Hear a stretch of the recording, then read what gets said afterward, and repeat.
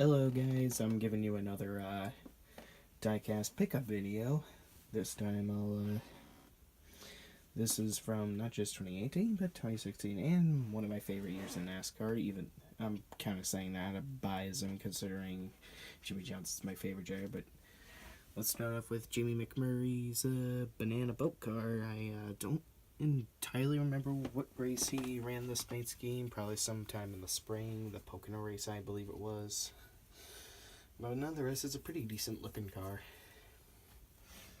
Next, we got Trevor Bayne's Advocare standard paint scheme he drove fall 2016 season. But damn it, Lionel, you fucked up so bad on the grill. Take a look at that peel. Could you have fucked up any worse? And here's some whiteout mistake right by the 6.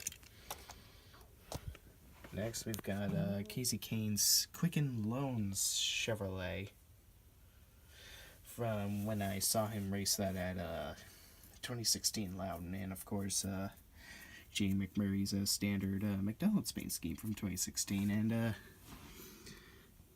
Brad Keselowski ran that paint scheme in 2017 Coca-Cola 600, but he also ran that same paint scheme Chicagoland, and I think he also drove it the 2018 Coca-Cola 600, but also the Coke Zero Sugar 400. That's the significance of me purchasing that car, so I can purchase the cars that I saw in person.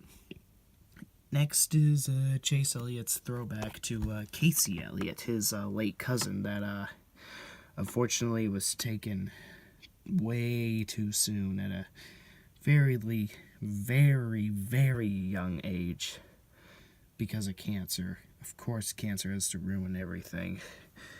He was building up his stock car racing career when he was in his late 20s and not late 20s, late teens and early 20s, and then of course cancer just had to ruin all that progress. Oh, sorry.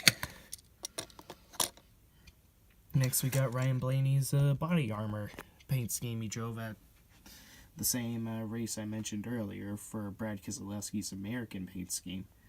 Coke Zero Sugar 400, but unfortunately he wrecked with it and finished last, but it's still a badass scheme nonetheless.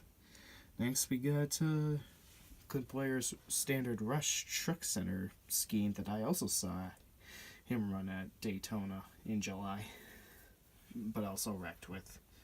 Still a badass scheme nonetheless. It doesn't invalidate whether I want to buy it or not. Next, his Wick scheme, I believe he ran this at Chicagoland this year. And then Eric Jones' Sports Clip paint scheme that he drove at ISM Raceway, which is also the significance of me purchasing that car. Pretty much almost every Gibbs car besides Kyle Busch runs this paint scheme, so I decided to buy it because why not? Why not make my memorabilia so authentic by buying the cars that I saw in person? And last but not least, the paint scheme Kyle Larson drove at the Roval, the Clover First Status scheme. He managed to finish the race with a very heavily damaged car too, which was impressive, so I'm adding that to my collection. So that's all I've got for today. Hope you guys enjoyed this video. Peace out.